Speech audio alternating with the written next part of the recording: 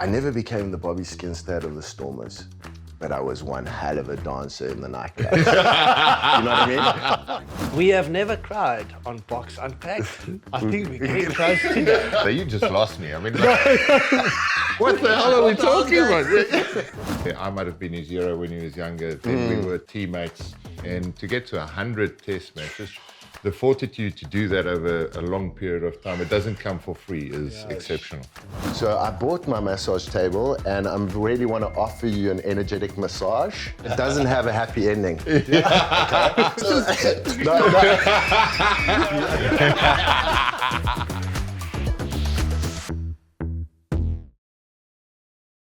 Welcome back to another episode of Boks Unpacked. As we start, thank you very much to the Shoot My House team for giving us this beautiful location, the epic villa overlooking the Atlantic Ocean. We are being swept away a little bit by the wind, but the Boks also was able to sweep away the cherry blossoms. Our focus shifts to France this weekend. Boks versus the Frenchies, repeat of quarterfinal 2023. Can we break the French hearts again? Well, we've got Big Joe van Niekerk as our guest today. Without any further ado, let's unpack the box. It's 22-3, then 10 past 5, then 22-8. En dan, as ek uitloop, dan jy in.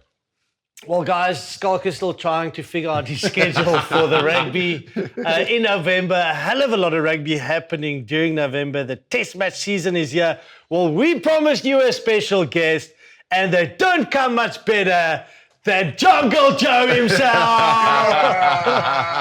aka Joe van Niekerk, the double Hanyani Cup winner, ex-Toulon captain and Toulon Hall of Famer, ex-Springbok, and now healing coach. Wow. Welcome to the show, Joe. Oh, guys, it's been such a long time coming and just so beautiful to be with both of you men, teammates, old teammates, right? Yeah. It's incredible when I think about the memories and then just have these connections back with you here. Thanks for the invite. I've just been seeing the expansion and I've always been keeping an eye and just like watching you two also grow in your fields. It's been incredible to witness. But I also wanted to just ask Schala something. I know you did this this race, this grueling race. And I asked John if I could bring my massage table. So I bought my massage table and I really want to offer you an energetic massage. Yeah, I'd love that. But I want to just tell you, this energetic massage, it doesn't have a happy ending. Okay?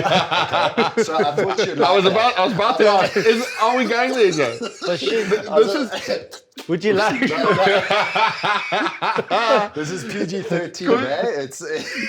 This has gone full circle. I chose old stomping ground. The flat he used to stay is right up top. Here we sit on top of the hill. Joe, I know, brother. We're going to talk. Okay, so are you going to do the massage now? Should we? Yeah, no, so what I wanted to say is, like, as I said, Schala, you don't have to worry because there's no happy ending in this. It's purely holistic. I was hoping for a different outcome here somehow. We can always work that in there if you really want it. If I really want it. This is a true story I'm going to tell you now. So, did you play 2004 end of year tour? You did. Yeah. And I've got a story in that too. So we're in Wales. Yeah. The last game was against Wales. Yeah, now we go for the Thursday night massage. Yeah. And Schalk and I, we're lying there. And whoever's giving me a rub, Schalk lying like on his stomach, he's getting a rub by this bald guy. And the only thing I'm complaining about is like he's got this grey arm hair that's like rashing. That's rashing me. So I'm going, John, this is about taking all my skin's coming off. I'm going to have a rash tomorrow. So now I'm done. I'm get back, oil off. Whatever. I'm like, so just kind of let's go. So I think we were going to go for coffee or whatever. He's like, nah, I can't get up. I'm like, what? It's like, no, things happening down here. I've got a hard on. I can't get up. He couldn't get up. I want to see that too. It's a weapon. This is a PG. Five weeks on tour, boy. It will get the best of us. Guys. I wanted to tell you something about that too, because I thought about that end of your tour. we were on the way to Lansdowne Road, the old Yeah. right? And we arrived at the stadium, and we're in the change room, and everything's cool. And we got like 15 minutes till we have to go out. And That's the Ronan O'Gara test match. Yeah. I remember when he scored. Yeah, so that exactly. And so then I'm like, and then I'm looking in my bag, and I'm like, oh fuck, I left my. Oh, excuse me, my language. Yeah, you can go. But can I go? Can I Yeah, go? yeah. But I left my boots, and I'm like, oh shit, bro. And I didn't. It was Adidas, right? Yeah. So I'm walking around the change room and whispering, you know how it is in there. I'm like, oh guys, like, does anyone have a spare pair of boots? And Don't let Jake here. Don't let Jake here. Don't let the senior players here because. So I'm like, and then Juan Smith, he says, yeah, I've got a pair of boots for you, my boy. So I said, okay, Daka. So I go, and it's Nike, right? Yeah. So I'm like, shit, what am I going to do? Work, yeah. Yes, sir. So I strap these things up. I put duct tape everywhere to cover the Nike. And I'm flipping. And you know how it is if you wear someone else's boots. Yeah. It's not like No. You run on that field, you like this, you get blisters. Yeah. It's cuck. Yeah. So I got left with that day. Yeah. I made it through. Thankfully, Adidas didn't say anything. But I think it's because I had flipping duct tape everywhere. Really. So that game as well. I was off the field getting stitched up. And then obviously, Ronan O'Gara did the little quick taps. I only found out afterwards what happened. Like, I mean, they scored a try. I didn't even know how they scored the try. It was the days before, big screens, the old Lansdowne Road. Sure. So you didn't see the replay or anything. Exactly. And then the best story that came from this, about 8 years later, Paul Honus, who was the referee, was at a function, and John Smith was also there. And John could see him approaching him. Like as he came later. Closer, John Smith just said, Paul, it's way too soon. And turned him around and made him walk away. Way too soon. Back the other way. Oh, man. It's just... Sculler, Joe mentioned about your bike ride. Tell us about the bike ride quickly. The Wine to Wales. Wine to Wales. It's the more relaxed race, the Pinotage, Monday through to Wednesday. I was there with my brother, younger than me. T-Dog. We started off strong, and then we got to a little pass called Katse Pass, and cramps, day one, set in. For him, and you know, like that Holly song, Jan Heavy is my brother. You were living it. It became our theme song. I just put it on the side, and he was attached to my backpack for the next 2 days. But successful, made it through. In all honesty, he basically was in a dark space, but got through 3 days. Rode nicely yesterday. Wow. No spills. Done and dusted. His first stage race. I've done a couple before. So a great event. I mean, so well organized. Absolutely loved it. And also the scenery. Man. Yesterday we came over the old Varpad, over, Solari's Pass. And every time you're there, you're taken aback where this is where the ox wagons got pulled over. And it's actually rock that's been concave by the amount of, traffic it took over there. So, special event. Wow. Well, you talk about the scenery. Let's just quickly give a shout out to this venue as well, the Shoot My House team. This is called the Epic Villa. It is epic. It's beautiful. I mean, we could not have asked for a better place to be shooting this. Hopefully, when the wind dies down, eventually we'll be able to get outside again. But to Shoot My House team, thanks so much for giving us this beautiful venue. There will also be a link in the description. Please go on that and come visit. If you're traveling from overseas, this is the place to be. You've been overseas for a long time, Joe. France. We'll be back in Paris this weekend. Sculler, you traveling over? Yeah. But just 2 years ago we had the World Cup there, and that's the last time we saw you as well, Joe. Exactly, it's way too long. Way too long. Memories about that World Cup. I mean, oh mate, well, specifically that match, that quarterfinal against France. Yep. I think that stands out, and it's just interesting. We've got that match this weekend. I think it's like what Schala said as we arrive. It feels like full circle. I mean, you've got Kolisi playing his 100th test.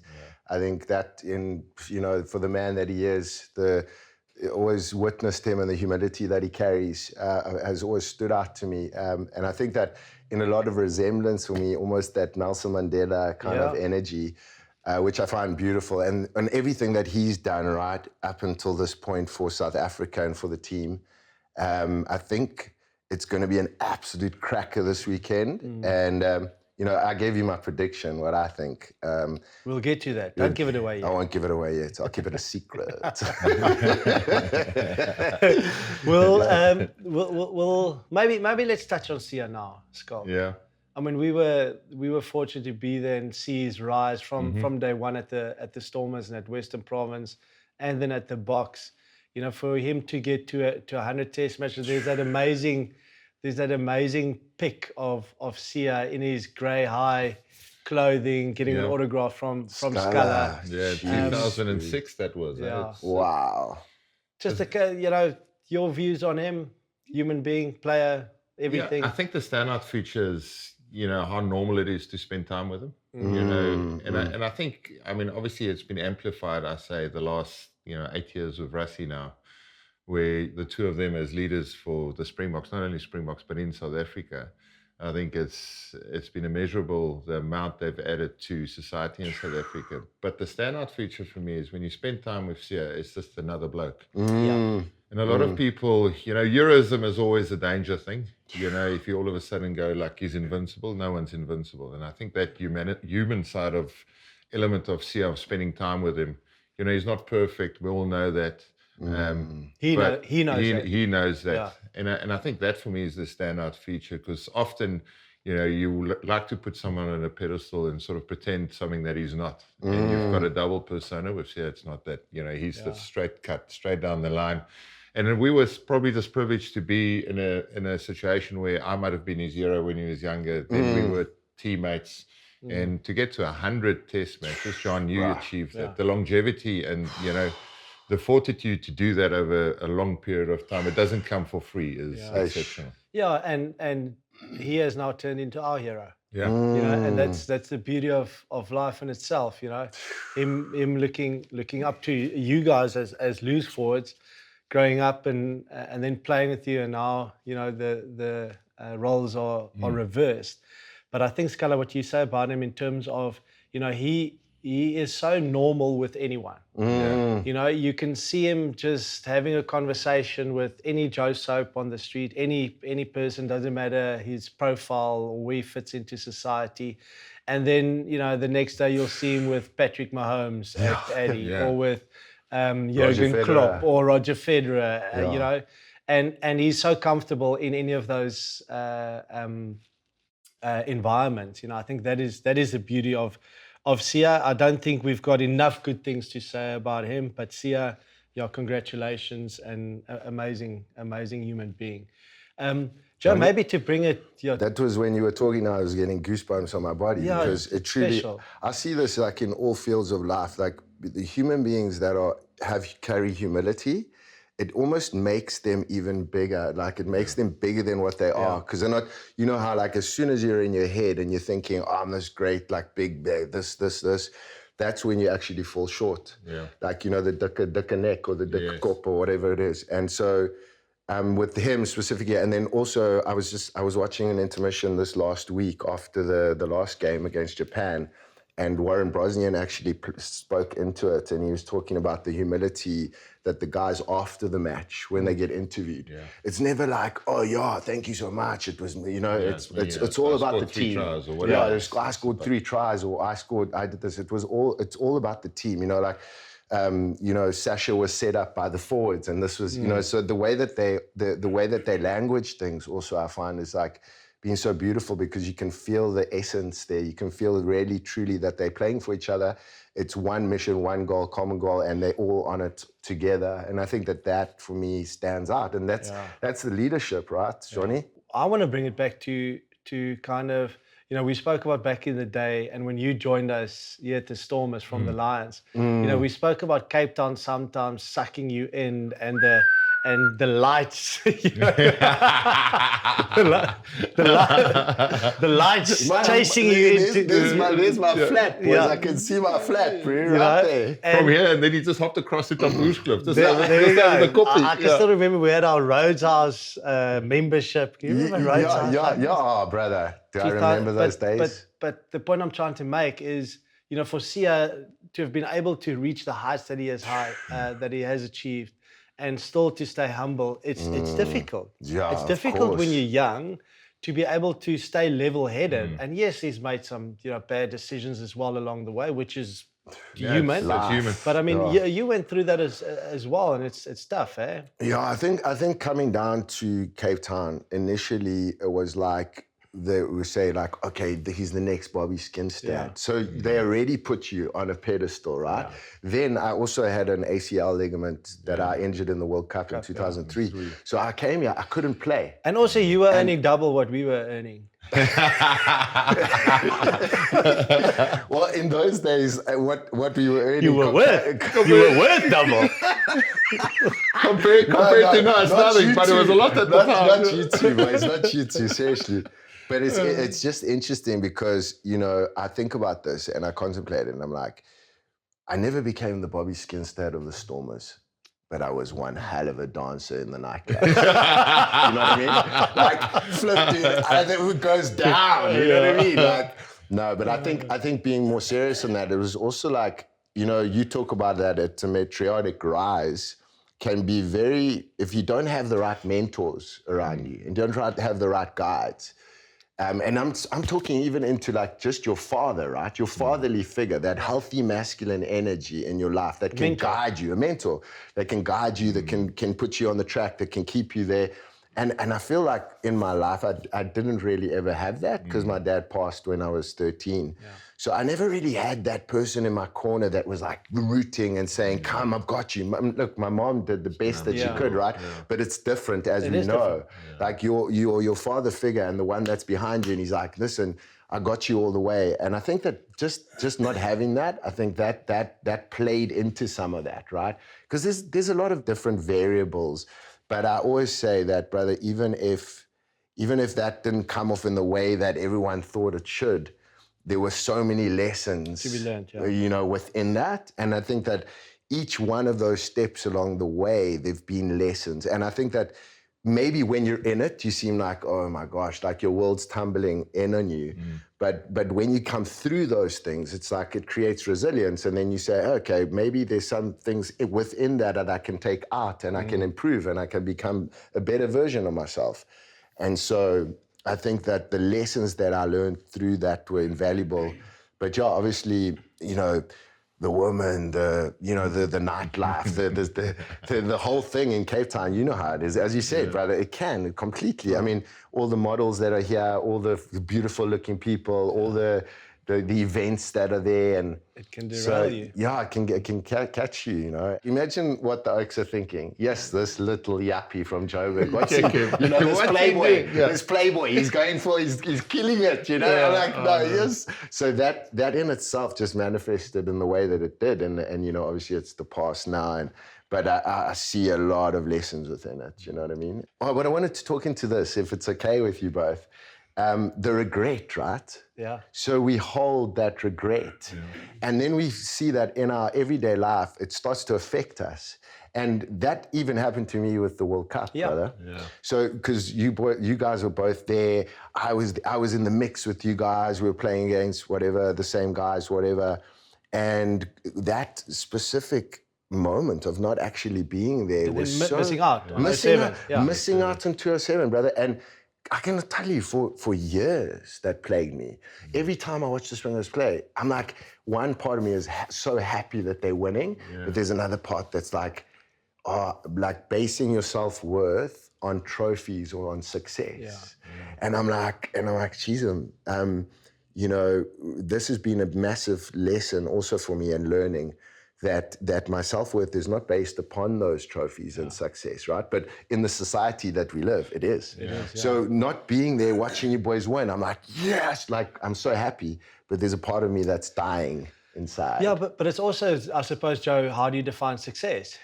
Because success for you in the other way, in what you have shared with us now, could be you being able to be the dad figure, the dad and the mentor for your son now, which you never had. Yes, it's not necessarily, the rugby and being defined by that. So that is the beauty of sport. It's, we learn so much through it. Yeah, I think, he's downplaying himself a hell of a lot here, Joe. He was 100%. The first full-blown athlete to come on the scene. You remember Big Joe, big high knees, blowing his lips open, head back. I mean, it was a joy picking off of the like every single every single loose forward basically bricked himself because Big Joe was going to get off the back of that scrum, run onto your fly off, and you won't see where he's gotten. I mean, 50 test smashes, you know. And then we were all jealous of what you achieved when you got to Toulon and became absolute Euro champ at Toulon. We're gonna delve deeper into that. I wanted to also just say on that last piece for that regret. Yeah. That you know, like I think a lot of people out there live with regret because they didn't achieve a certain dream that they thought they would achieve, and they live with the regret. And it took me 18 years to actually let it go. And I mean, I wrote an Instagram post, and while I was writing it, I was just crying. I was tearing, brother. I was bawling my eyes out, and then I was just like, fuck, and I felt lighter after. And I thought to myself, Jesus, how did I carry this thing for so long? Yeah. And then looking at the team and saying, flipping, they're doing so well. It's amazing, and have this part. And I'm just like, and so being able to release that after 18 years was like the greatest gift. It was like, let go, right? Let go. Joe, I heard like a thing where they say a lot of the times joy actually manifests through fear. You know, and like, you know, there's such a fine line between it and regret, I suppose, in a way as well. You know, you're happy for the Boks doing so well, but that kind of creates the or that sparks the regret again of not achieving what you wanted to achieve, and then fearing that you can't be successful in life, and then you go into this spiral and you don't know what's going on, and it's life. I'm glad you guys have great bandwidth for that. You just lost me. I mean, I'm long gone, guys. I'm sitting in camp space thinking, what the hell are we talking about? We have never cried on Boks Unpacked. I think we're getting close to that. We're going to have a crying circle, boys. Let it all go. Let it all go. Hey? Cody from Paul has sold multiple vehicles to We Buy Cars. Suspicious? I think so. Is that a crime? No. Where are you getting the cars? I buy them and I sell them at the spot like a normal person. Okay. No, man, I'm just an accounting student. I know a good deal when I see one. That's Excel meant. What's more stressful, tax season or selling a car at We Buy Cars? Tax season, obviously. We Buy Cars, the easiest way to sell your car by far. Okay, guys. Schalk back in Paris. Any dinners lined up? I think I've got a long lunch coming up. I know that our very good friend, short, stocky Hanyani Shimange. Bushi. He's working behind. He's not here today. Well, he is here today. We'll show him a little bit later. Is that guy with the leg? He's flying business class apparently. Oh, really? Nice. Because of the leg, or just okay. Yeah. And not because he needs the extra space. Yeah. He, for the last month, has been telling me every time I send him a photo of me drinking a cold frothy beer in my bar, going like, I do not approve of liquor. Oh, really? For the first time in his life. And I saw videos, and I'm glad to report that he is back on it. So I've put him to task to get us a nice place where I want to go into nice rosé, long lunch, and then finish it off in the evening with a Chateaubriand steak and maybe something red. Are you meeting up with Andrew Mertens by any chance? I think I'm going to give Mertz a shot when I get to the airport this evening. Because he did almost cost us the World Cup and being banned from the World Cup after that. Can you remember that event we did? The three of us did for World Rugby. He didn't do us any favours with World Rugby. Then he said, this is the dream final for World Rugby, you know? Yeah. All Blacks versus South Africa. The first one to win 4 World Cups, you know, most successful teams. And wow. The top brass was sitting at us, just, you know, steam coming out their ears. But yeah, that was Mertz. Yeah. Where's he now, Mertz? He's based in Paris. Based in Paris. Yeah. And he's doing TV work. And I think he's in a finance company. I think he's into finance. Also a man that's good on the mic. He's unbelievable, Mertz. Yeah. No, he's a I must great just guy. say, you guys have upskilled massive, bro. And I mean, not to say upskilled, but I've just been witnessing your guys' evolutions, and it's been flipping immense, bro. Stop it, Joe. No, seriously. Stop. I mean, I'm not just saying that. It's just like I can say it, right? Conversion from flipping hard men playing ruggers to like where you are now. It's like wow, that's impressive, right? Thank you, Joe. We'll have you back on the show next week. Yeah, definitely. You're talking. Okay. Is that okay? Okay. Can we get space for 4 on this show? We can do it. I'll get a little bit more skinny because I can't fill for that. Wait, hold on. right? That's enough space for Shimmy. Is that okay? But what about his legs, bro? Guys, okay, France, they will obviously, the game on the weekend, they will look to revenge that quarterfinal. The Frenchies, they turned so badly against us after that result. I mean, have you ever seen the French support England in a semi-final like they did when they played against us? Yeah. The Cheslin charge down, Ibben's knockback, all these actions that led to 1,000 death threats, I think, for South African rugby. Yes. Can you remember the madness of that game? And the pure beauty of the game? It was unbelievable. The intensity of that game, I don't think can be replicated ever, not even this weekend. Yeah. There was so much riding, and for some reason, statistics showed World Cups, you just run further, the game's got more intensity, there's more, at stake.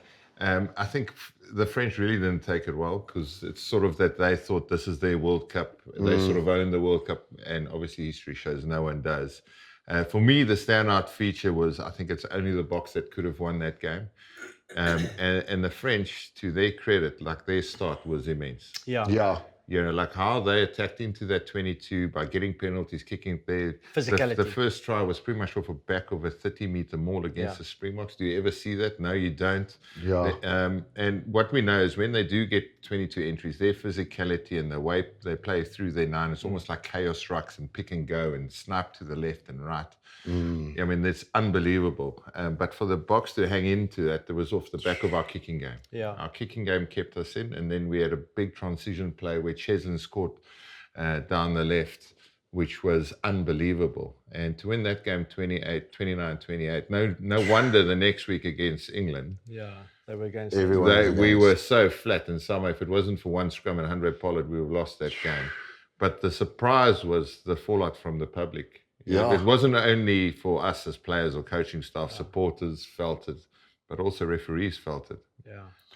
So this week is going to be intense. And I can't wait because games like that sort of suits the Springboks. Whether we're good enough to get another result, I've actually called the same result as last. I thought Have you got, let's go sneak it by one. Just by a couple. But we don't have the teams. There's cat and mouse being We played. don't have the teams yet. That is the So- difficult thing really? for us Both has teams, both not of them, been- both yeah, sides. It's almost like the one coach is waiting for the other one to announce. make a call, And, what are we going with? I think we've got an idea what South Africa is going with, but does France go pick a different side? Do we take the Boks on at the game they want to play now?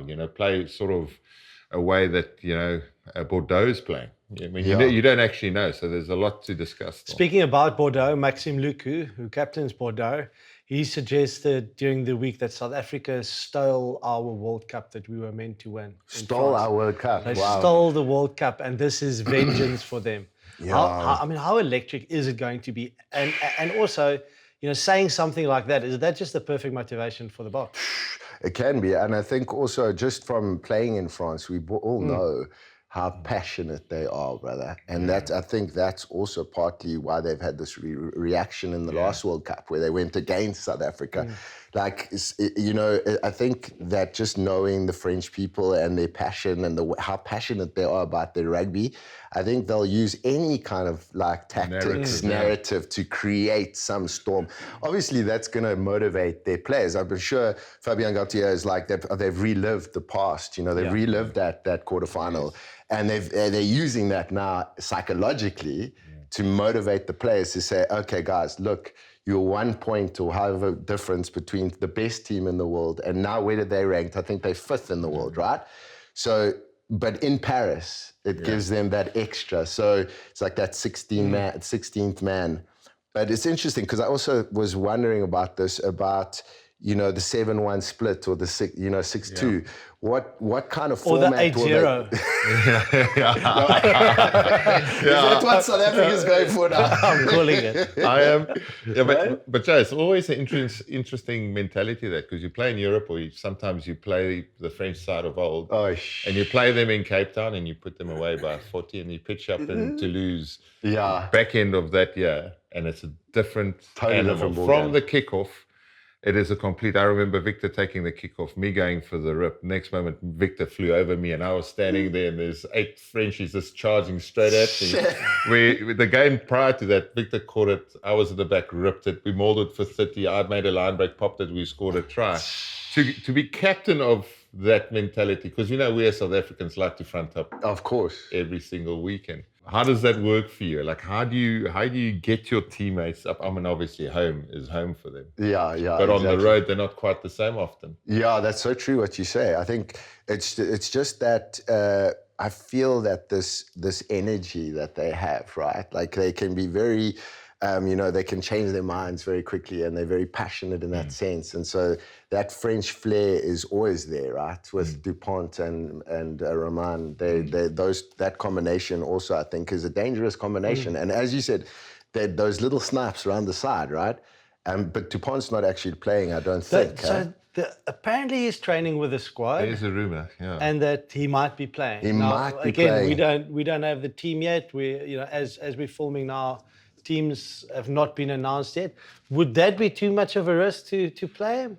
Look, he's a special player, and maybe you feel like you need that special player to make a difference this week. And Maxime Luku's next level. Fantastic, and Nolan Lagarac, same thing. This is good, Two fantastic players. So in my mind, it's probably a little bit too much of a risk. I think the rumor that I've heard of, which is a bit of a surprise, is that they're going for a bit more of a mobile pack. Yeah. Obviously, we can't verify that.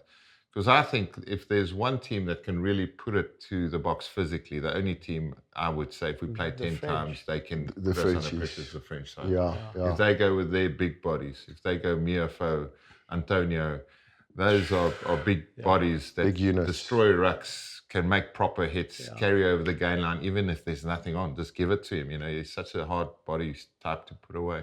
Yeah, and also, typical in French style, no Thomas Ramos, no Antoine Hastoy. Apparently, they had a bit of a fallout with Fabien Galtier. Oh, really?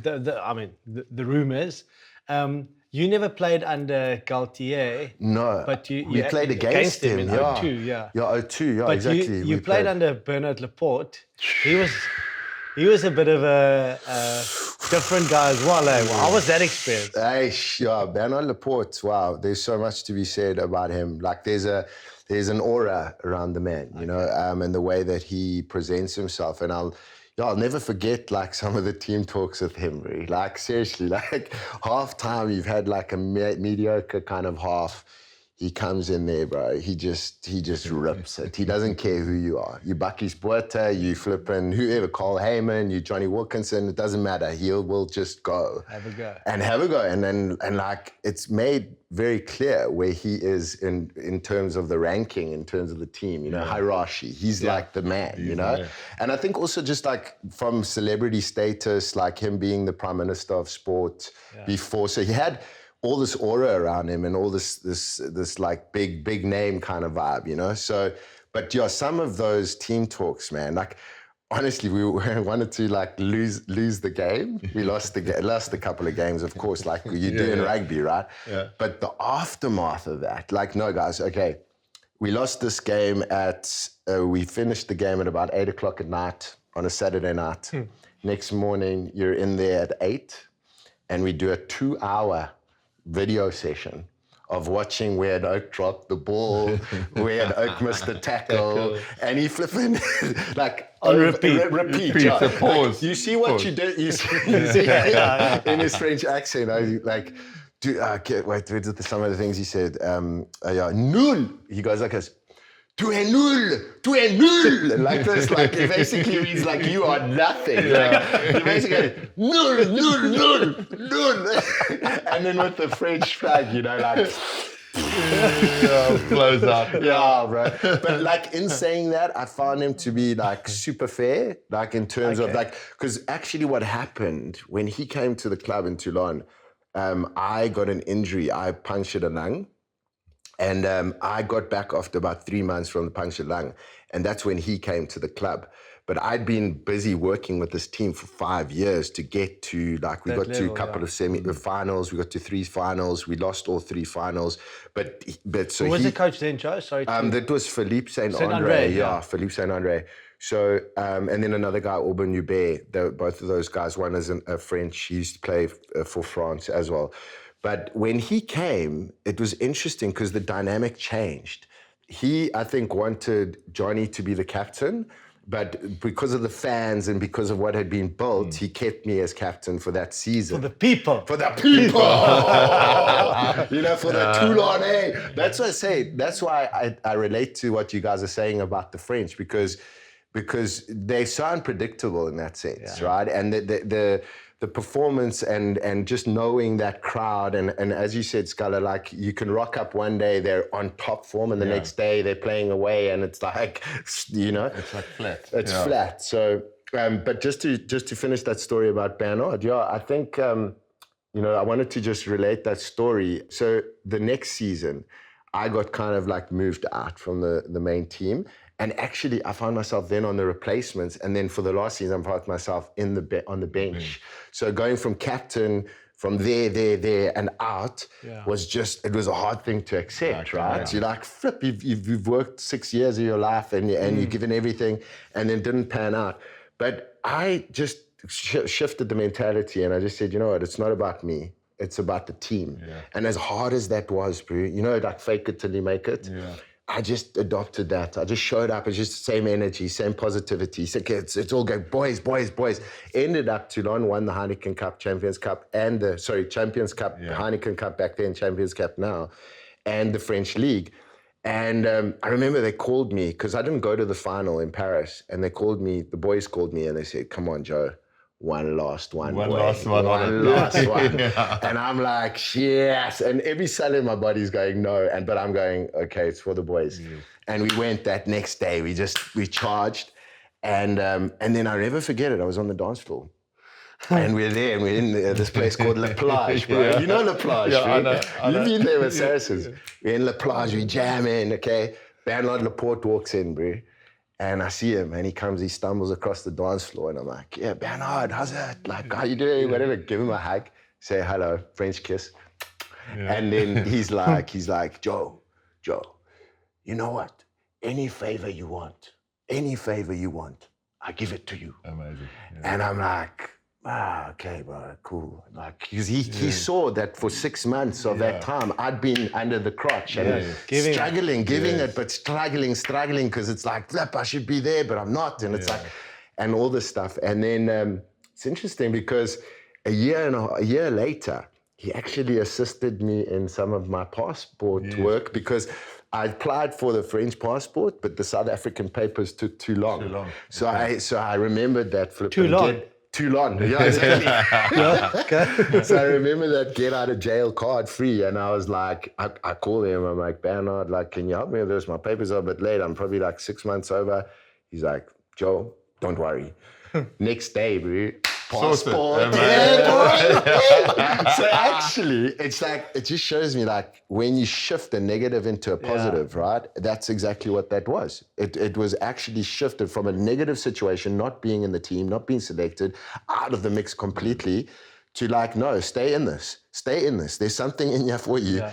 And eventually it turned, and that was the result. And so the boys won in the end, won everything, and it was a positive outcome. 3 in a row. But that Toulon setup always fascinated me because your president was quite a charismatic character, Murat Boudjelal. Murat, bro, yes. Yeah, that was an interesting journey, especially in the beginning, because it would be like, you have a bad game. I remember I wasn't playing that game, but Northampton came to Toulon, to the Stade Maillot. It's like a cauldron, it's a cauldron, it's proper, and Northampton thumped Toulon, like 70 points to 6 or something like this. And the next day, bro, it's like, I'm not paying any of you oaks anything. Like, you guys got a jaw. Like, you gotta win your salaries back. Like, like retract the salaries like for that month. Like, The report done. Like, so like my family, it's like, no, it's done. Nothing. And yeah, you know how that can spiral as well. You know, but I think that like that passion that he had was also. Like, because I don't want to run anyone down, because I know these men, they're actually so passionate about what they do, and they're actually masters. I mean, Bernard Laporte was a master in terms of his strategy and how he coached and how he motivated players, how he got certain players. Like, I think Bakkies Botha, like the way he played for South Africa, but he had 3 years, a stint, and a lot of our ex-Springboks World Cup winners that played there, he basically honed them into like getting the same results that they got like 10 years back. Yeah. So that for me was like really, it was profound to witness the way that the guys were playing and the commitment and the passion that they had for the Toulon jersey, right? Yeah. It was almost on par of like Springbok, but like on a club level. And so, yeah, him and then Morad, obviously, just like the way that he was impulsive, but it's that typical French vibe, you know? And that's what I think the boys are up against this weekend, right? You don't quite know who are you gonna meet? Yeah. Because if all this motivation tactics is about like, the last World Cup and they took it from you, they stole your World Cup and you should have earned it, and the disappointment that was there, wow, I think that's a massive motivator.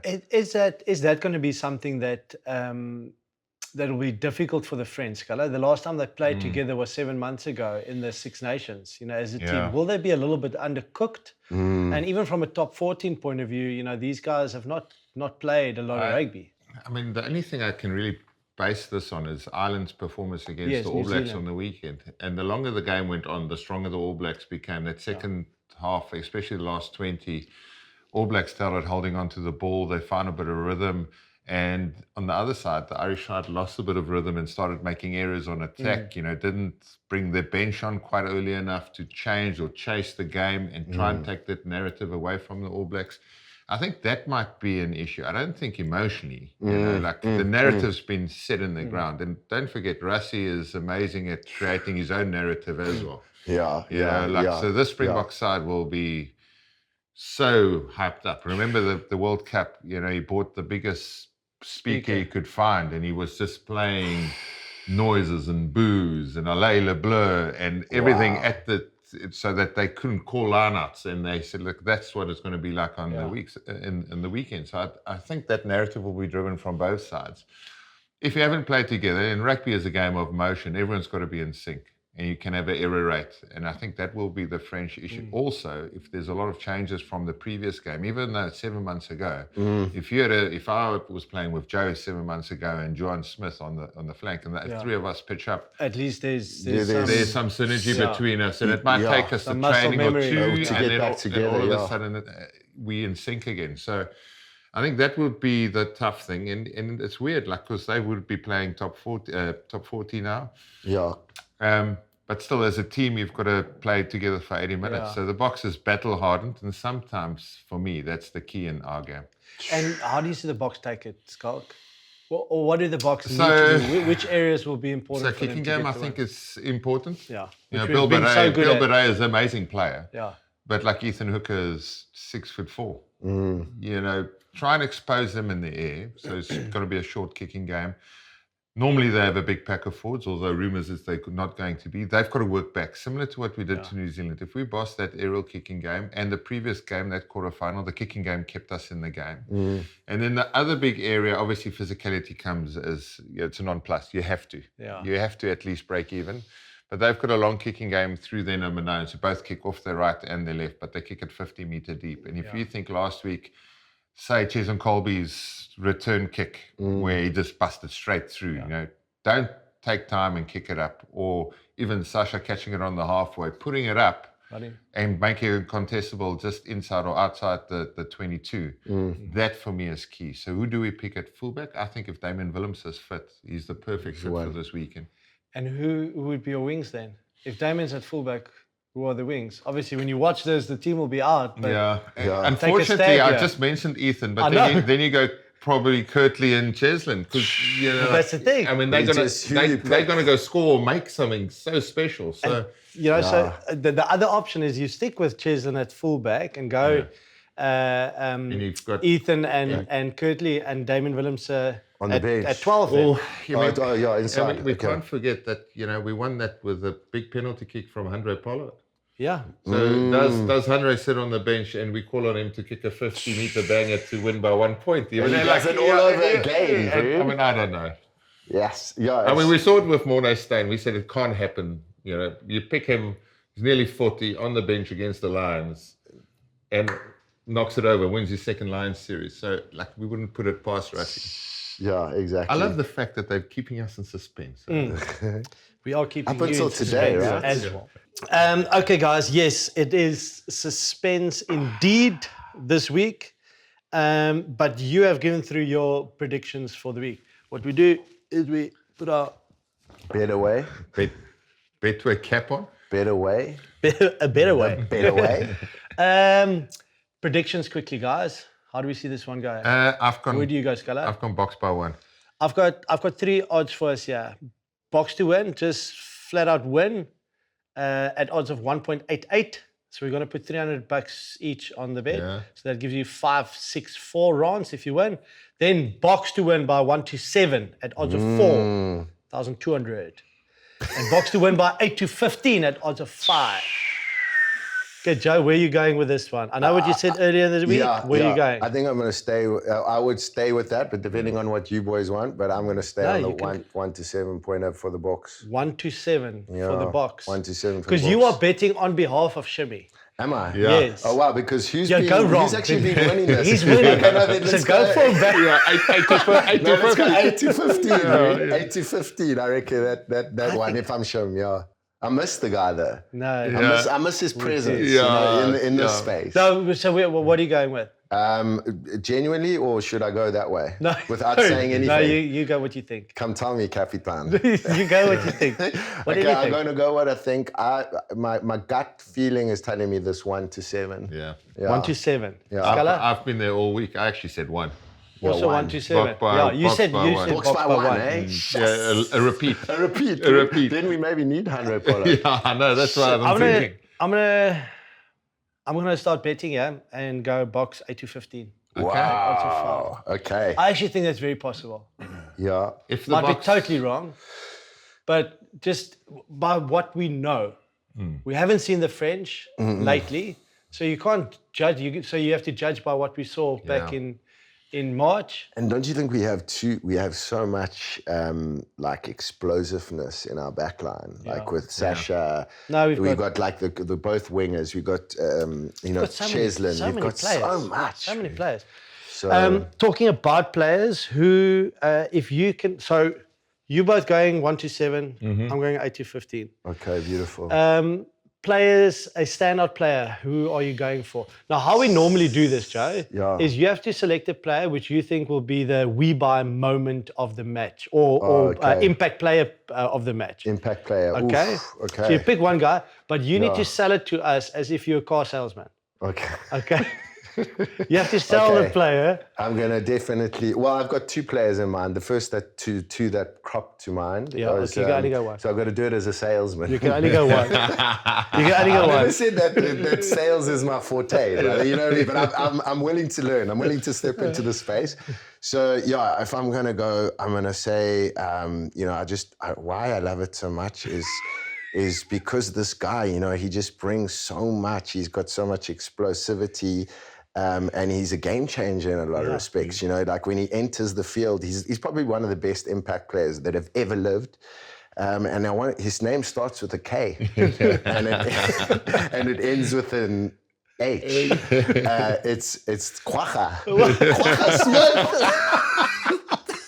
Okay, I like that. You're going with Sacha. I love it. Good shot. It does make it difficult for us because we don't have the team yet, but no doubt Kwacha will be there. My position is gonna be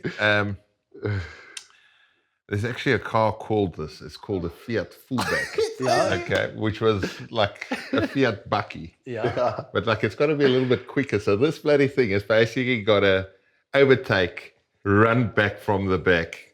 They're going to field long. I think you're driving N1 back from a hunting trip on a Sunday. I'm sitting there in my double cab Bucky. You're not passing these, but there's someone there in a small, nippy little hatchback, zooped up.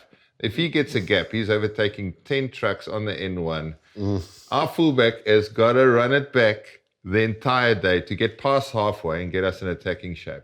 So Damien, Willem sir. If he starts. Or whoever's at 15.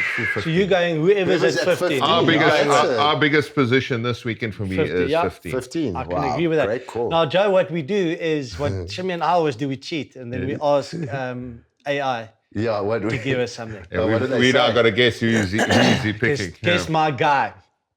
Step into the showroom of rugby greatness. The all-wheel drive powerhouse engineered for championship terrain.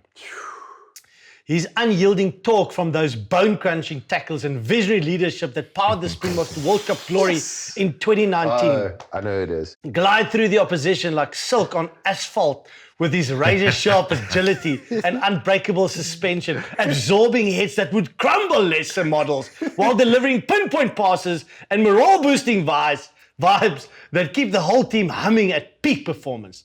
Don't just drive the field. Own it. With this limited edition icon, priced to move your heart and priced to win. Because in the League of Legends, Kolisi isn't just a player. He's the ultimate off-road conqueror, ready to rev up your passion for the game. On his 100th. On his 100th. I'm going with Sia. I wanted to also just say that 100 for a flanker. Yeah, it's Yeah. proper. You know that, Drew. Nah, it's huge. It's a brutal position. And even him, hey, he's like there. He's on the coalface, brother. And so that makes it even more special. Like, because as a fellow loose forward, we know what it's like. We know what that's Like, about. I always find landmark games quite interesting because, like, some of us had good results in landmark games, some of us had shockers on landmark games. Yeah. I mean, you don't like Sia's that he will downplay it, but there is a lot of extra attention in and around because it's Sia's 100, and the team would want to put in something. Luckily, massive. there is a lot more to play for the fact that there's so much riding on this game. So maybe that's how you played against All Blacks, John, your 100th in Wellington. Yeah, and it is a difficult one, but I think it feels as if they've dealt with it well this week. Not too much attention on that, more about the job at hand, but also acknowledging the player and what he has achieved. And I think once you have that kind of balance, then hopefully the performance can follow. And I actually want to bring it back to you, Joe, again. In 2001, when we played the Under-21 World Cup. Oh, brother. And I mean, there, you were player of the tournament, right? Yeah, back then. Yeah. You had Richie McCaw as captain of the All Blacks. He was in that tournament. You were our captain. Yeah. And it's just a tournament like that takes you and kind of elevates you into the bigger league, right? Yeah, and he's been able to do that here now for the last 12 years? That's why 13 years. That's why I find it. Scala also said about the longevity. I find that incredible because that's showing also that like your off-field antics, you're really on it. Like you really like looking after yourself, nutrition. Probably doing specific therabands and different things to keep yourself in the mix because 12 years is immense to stay at that level. And then.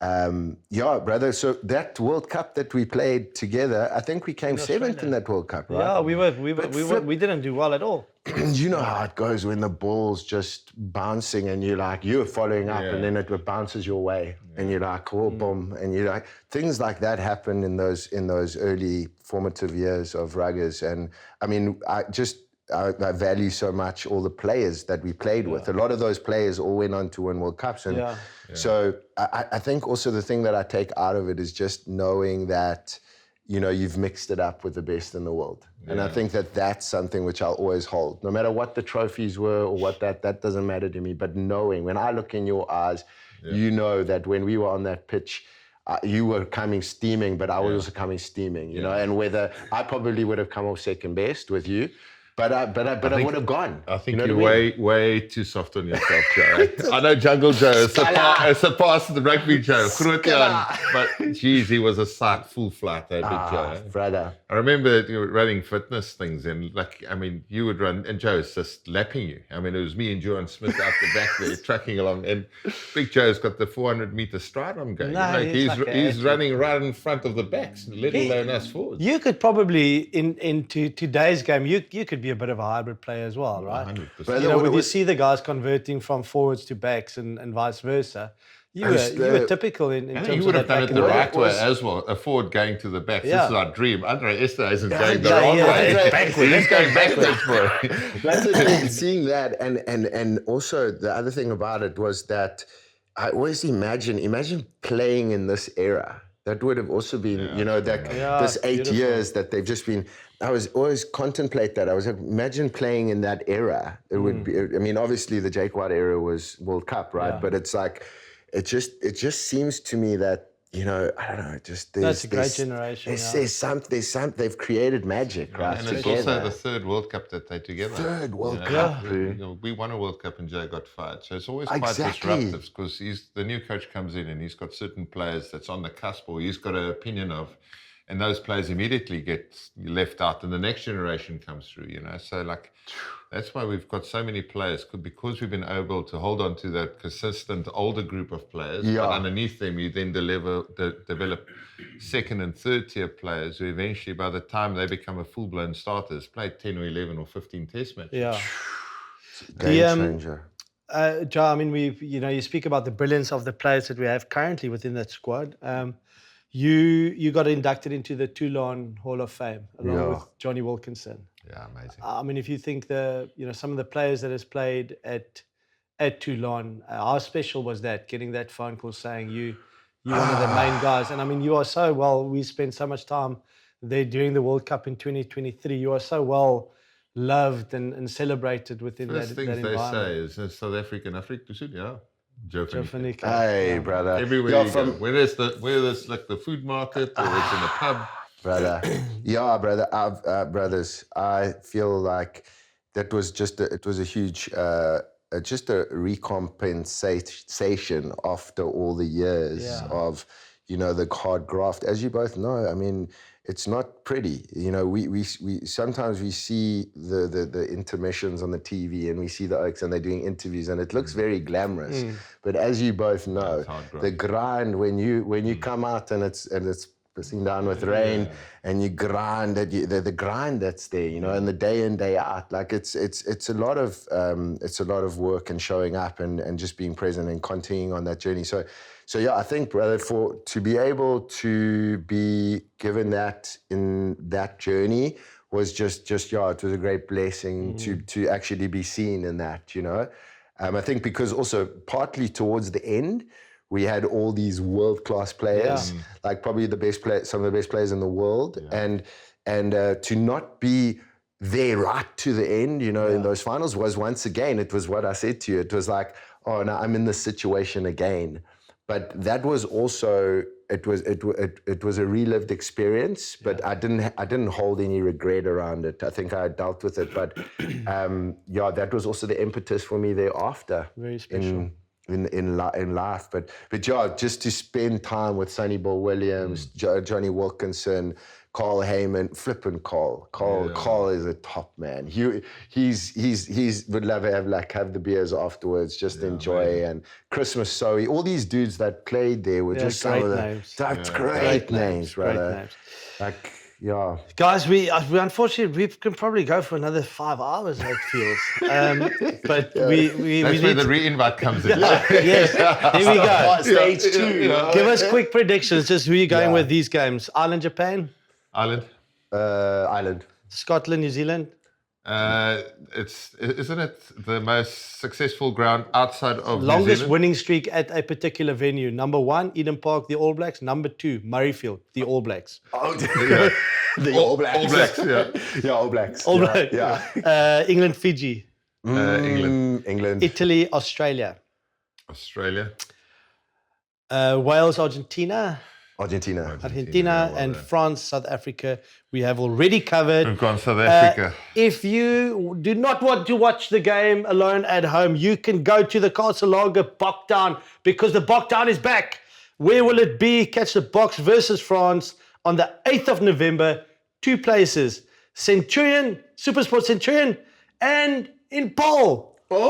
At Boland Park Cricket Stadium, you can watch. There will be a Boktown. You'll be a lot of green goblins there. You can enjoy the game together.